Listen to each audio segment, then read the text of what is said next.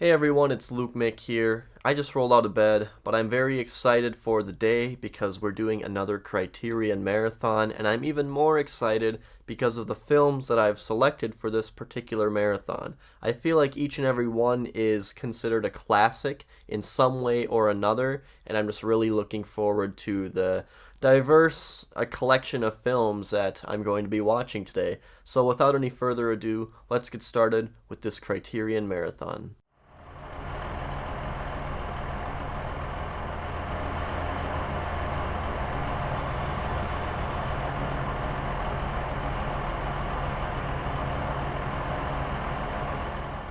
My very first Henri-Georges Clouzot, one of the masters of suspense, The Wages of Fear. So over the past year, I've had some conversations with you, the viewers, about Clouzot, and I thought that now is probably the time for me to finally break down and watch one of his films. I chose to watch The Wages of Fear. And I thought it was a pretty great suspenseful film.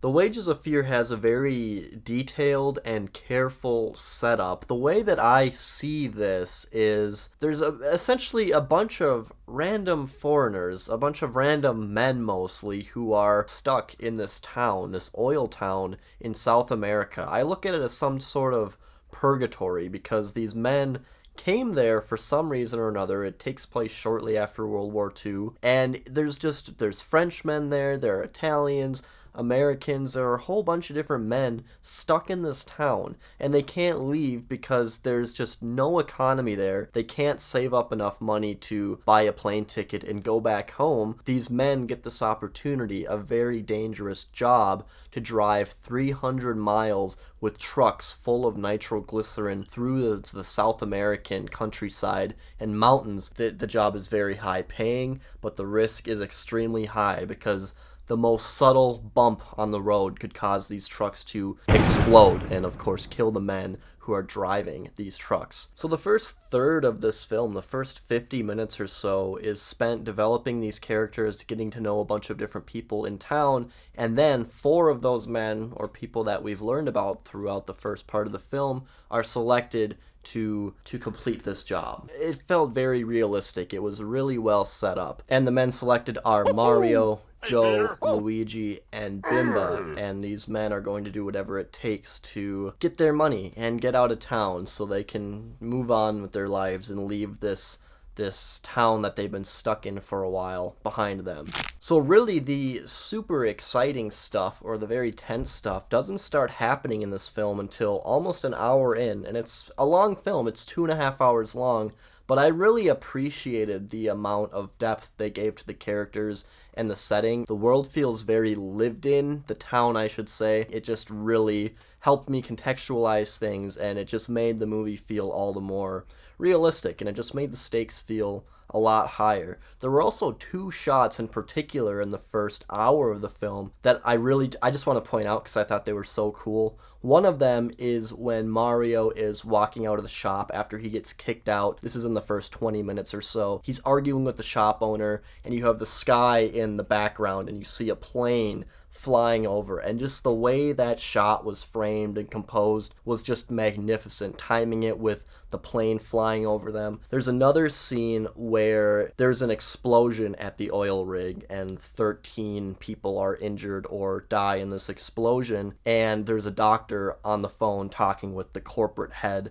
of this oil company. He's in a tent, in a medical tent, and there's a man who is severely injured laying on a bed wrapped in bandages, and the doctor's on the phone, and in the background there's just this chaotic smoke and explosion from this oil rig going haywire and just imploding essentially. And that was also a very well framed shot. It reminded me of something you'd see in like There Will Be Blood. It was just super cool looking, and yeah, I just wanted to point those out because those two shots in particular in this film really stuck out to me. Now, the second half of this film is where we get a lot of the very tense moments with these men trying to safely bring this cargo across this South American country. It's never clear where they are, but they're driving a very long distance with this nitroglycerin, and you know, Clouzot is known to be a filmmaker who is very good at suspense and making very tense films, and this is definitely a film where I just felt like at any moment one of these trucks could just explode. A very engaging film to watch. And because of that great setup in the beginning with the characters and the world building, it was just a very it was just a really engaging film experience that I was really locked into, and it was very unpredictable. I never really knew what was going to happen next. There were so many moments, so many high risk, high stakes, dangerous scenes where something could go completely wrong, and everything felt so grounded and realistic about it that I didn't know when something horrible was going to happen, if something horrible was going to happen.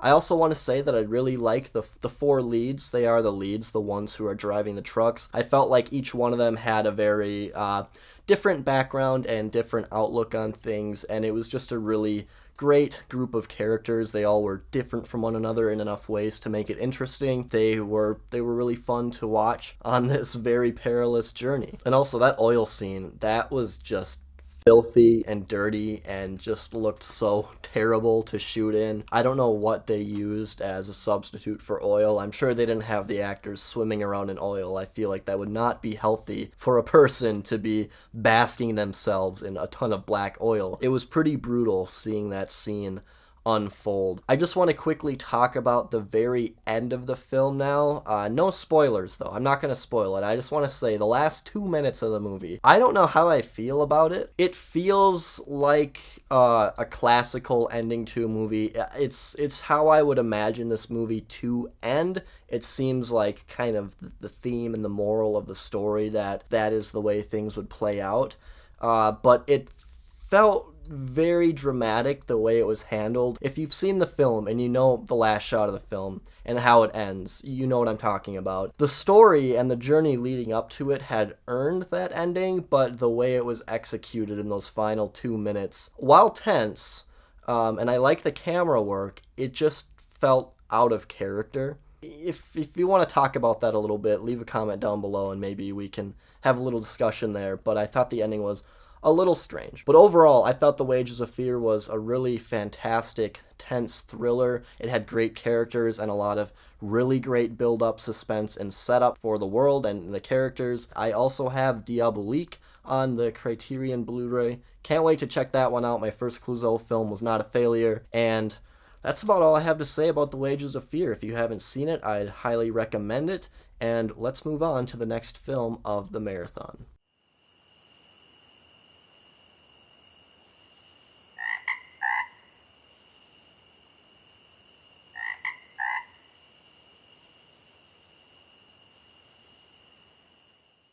And that was The Night of the Hunter, directed by Charles Laughton, the only film he ever directed, according to the back of the Criterion case here. He's most well known for being a Hollywood actor, and I haven't seen him in a single film. I'm not very well versed in classical Golden Age Hollywood, so I'm not familiar with his work as an actor, but as a director for this film, the only film he ever directed, I guess, was very, very impressive. He must have had a lot of experience in front of the camera to be able to control things the way he was able to behind the camera. He seemed like a very talented individual, as was Robert Mitchum as the lead psychopath in this movie. In this film, Robert Mitchum plays a religious fanatic con man who basically goes around and cons rich widows, wealthy widows, and kills them after he's gotten what he's wanted from them. And when he catches wind of a woman with 2 children who potentially have $10,000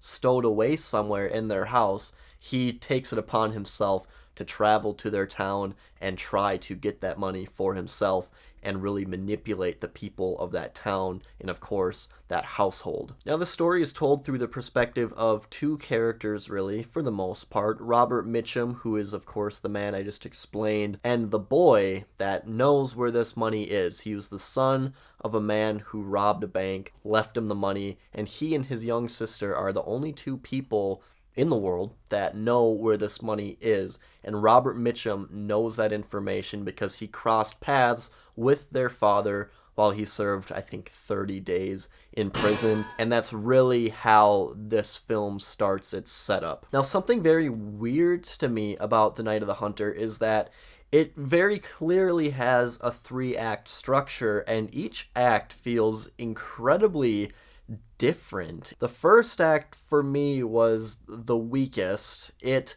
had a lot of setup right in the beginning, and things happened pretty quickly, which was fine. It got things set up very fast. It took me a little while to really feel any importance or any involvement in the story, and that's mostly because a lot of the adult characters in their town, and especially the kid's mother, just they were so easily manipulated and blindsided by the character of Robert Mitchum, this swindling con man, and they just made such poor decisions, poor judgment of character. He was a very charming and charismatic person as he came into their lives, but things happened really fast. In one scene, the mother character, played by Shelley Winters, I don't know if I've ever seen her in a film before, but her character says something along the lines of, I don't want to get married and, I don't need a man to help me raise my kids. Like, I'm going to work on myself and my kids for the moment. But in that same exact scene, I think less than a minute later, she decides that she's like, oh, okay, this Robert Mitchum character isn't too bad. He's very charming and sweet, and we're going to get married. And it felt like they got married overnight. And it was just things like that. He was able to whip the people of this town up in a frenzy so quickly.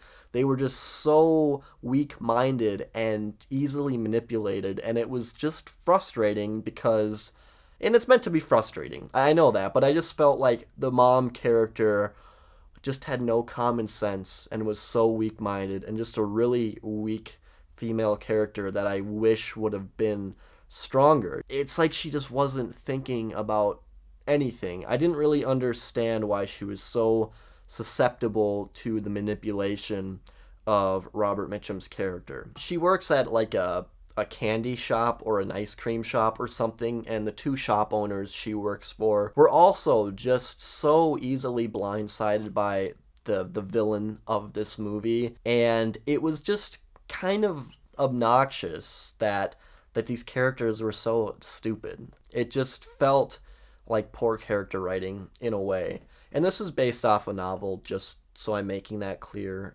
Charles Laughton didn't write this film, he co-wrote it, but it is based off of a book. And the character that we really go to for common sense and for the strong decision making is actually the 12-year-old character of John, the boy who knows where the money is, and his younger sister, who's also very susceptible to being manipulated by this man. But that makes sense because she's a child. It just felt like the people of the town were so quick to just jump on this man's side, and I think part of it has to do because of his faith and his persona of being a man of God and just the language that he uses.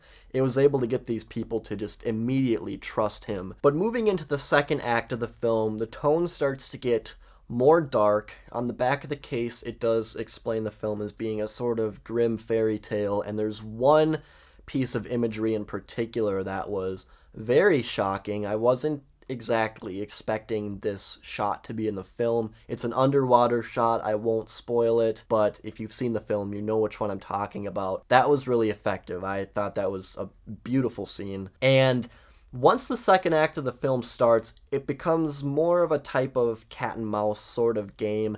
It reminds me a lot of the last episode on the first season of The Simpsons, the one with Mrs. Botts, the babysitter. I wonder if Matt Groening and the writers of that episode used The Night of the Hunter as inspiration for that, because it really reminded me of that, and I've always loved that episode of The Simpsons, so I really enjoyed that dark, very scary side to this film, because it gets to the point where these kids, especially the boy, John, the more mature of the two, he knows that Robert Mitchum's character...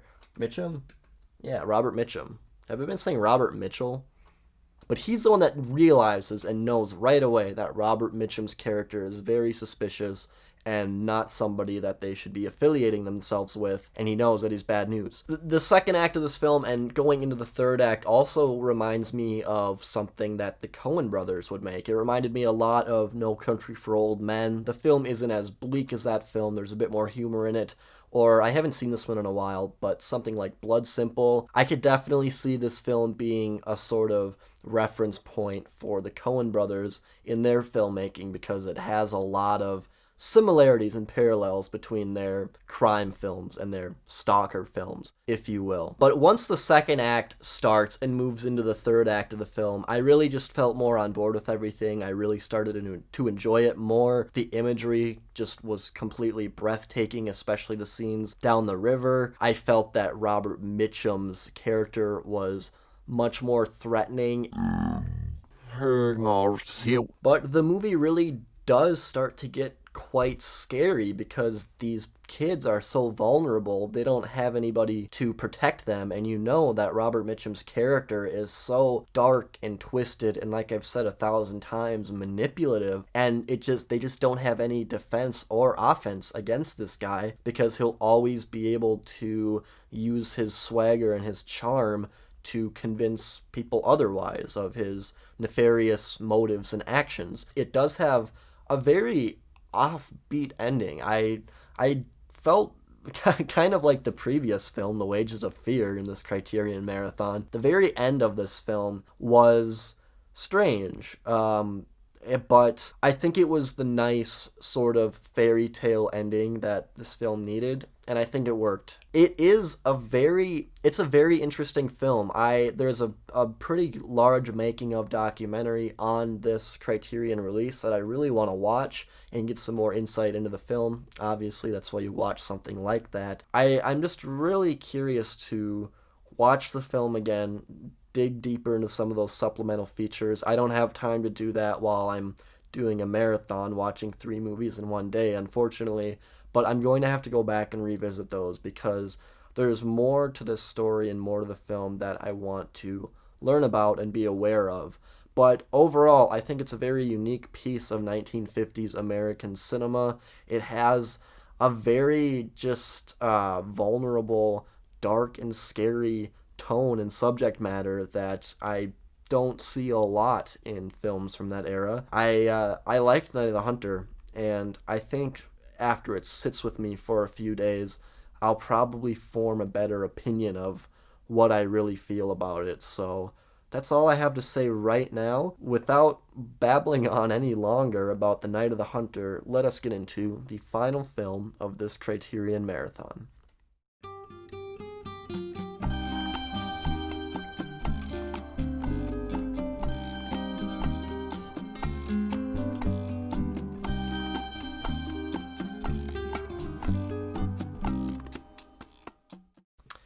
You know, it's hard watching 3 movies in a row and then sitting in front of a camera with lights blaring at you, blinding you, drawing your eyes out, especially after a film like In the Mood for Love. Disclaimer, I just want to clear the air. 1 day ago, as of filming this, Criterion officially announced their Wong Kar Wai box set that's going to be coming out in March, but I had fully intended on watching In the Mood for Love for this Criterion Marathon a week or so before that was even announced. So I don't know why I want to make that clear. I just do. And I guess I should also say that box set, that will definitely be a must buy. I have now seen 2 films by Wong Kar Wai, and I am fully on board with getting that box set because I loved In the Mood for Love, and I loved the other film of his I've seen as well, Chungking Express. They're kind of different films, at least they leave you with different feelings at the end of them, but we're here to talk about In the Mood for Love, so I'm just going to explain without going into too much detail about the content of the film as to why I think it's a wonderful film that should be seen by lovers of film. The thing that is so beautiful and wonderful and captivating about In the Mood for Love is the structure of its story. It's kind of hard to keep track of when exactly things are happening. So when watching In the Mood for Love, I'd say definitely keep an eye out for the outfits that characters are wearing, because from scene to scene, it can be completely different days, and it was just such a purposeful and intricate way to structure the story of this film, how the scenes were stitched together. It is a very disjointed film in the way that it's told, and it was such a unique and refreshing and engaging way to explore this forbidden love story, if you will, between the two main characters played by Maggie Cheung and Tony Leung. A lot of their emotions are told not just through dialogue, of course, but by body language. you could really read a lot from these characters just by watching their performance, not even listening. This film was just such a compelling watch. It always kept me on my toes. I was always watching out for little visual things and different pieces of dialogue that I could think back to and connect with other parts of dialogue that I had already heard in the film. Even the smallest moments, the smallest scenes, or the littlest lines of dialogue can have so many different meanings. It's such meaningful filmmaking. There are so many intricacies to this film, and it was just wonderful watching all of it come together. It was seriously just one of the most compelling, gripping film experiences I've had in a long time. It's a very engaging film because if you're not paying attention, you're going to miss things and you'll get lost. It's definitely a film that you need to revisit, and I'm very, very excited to go back and watch this film again. It seems like it has infinite rewatchability right now because there are just so many shifts in the time frame of scenes. They leap forward in time a few times towards the end of the film, and there are just so many little things, it seems, that you can pick up on that I really want to go back and rewatch it. The music is also just wonderful. There are a lot of great soundtrack songs on here as well that fit the tone of the film very well. I love the cinematography, the color red, of course, the color of love. It all is just so well crafted, and knowing Wong Kar Wai and the previous film of his I've seen, Chungking Express, I was expecting this to be a visual treat, and it most definitely is. It isn't as erratic and chaotic with the filmmaking as Chungking Express was. This film is much more reserved in its cinematography and its camera work, but it still is just a lovely picture. I just really appreciate this film because nothing seems wasted. Not a single frame, not a single second of this film seems meaningless. There's some meaning and some reason for everything that happens in this film and every piece of dialogue. It was wonderful. I loved watching In the Mood for Love, and like I said, it just seems to have infinite rewatchability. This is kind of random, but I also do love seeing the cigarette smoke in these scenes and the way that it's sort of forming the composition of the shot. I love the use of smoke. It looks so pretty. That's a little thing, just a little tiny touch of the film that I really liked. And the last thing I want to mention, because I don't want to go into spoilers or anything for this film, I don't want to talk too much about what happens in the film, but the last 15 minutes, there are quite a few times where it fades, or maybe it was a cut. It goes to black, and it stays at black for just a second, and then it'll give you a little bit of a subtitle, and it goes ahead a year or two. It kind of does year jumping at the end, and every time it went to black, my heart stopped or skipped a beat, because I was like, oh my god, is that really where this film is going to leave us? It has a very... I don't know, a very sad ending. It's not, I mean, it's the ending the film needed, that's for sure, but it's, it's kind of an upsetting ending. It is, it's not exactly the way you wanted things to end, but there's a reason why things happen the way they happen. It's a very, very emotionally just arousing film.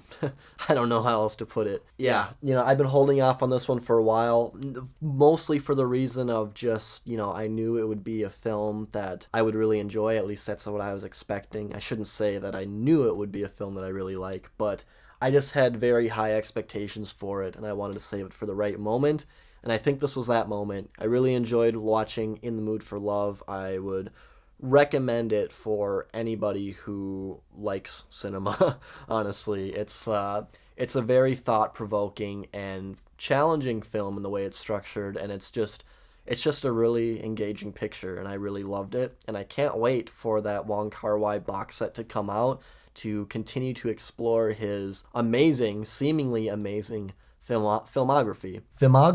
That is it. That does it for this Criterion Marathon. I want to thank you all for sticking with me to the end here and watching to the bitter end. If you enjoyed this video and you are not yet subscribed, you can go ahead and do that, and liking the video always helps me out as well. But other than that, that is all I have for you. Oh, and of course, leave comments down below if you want to talk about these movies. I already mentioned to do that for The Wages of Fear, but of course, if you want to talk about any of these films or recommend films for me to watch for Criterion Marathon, then definitely do so down below. But that's all I have for you. Thank you for watching, and I will talk to you later.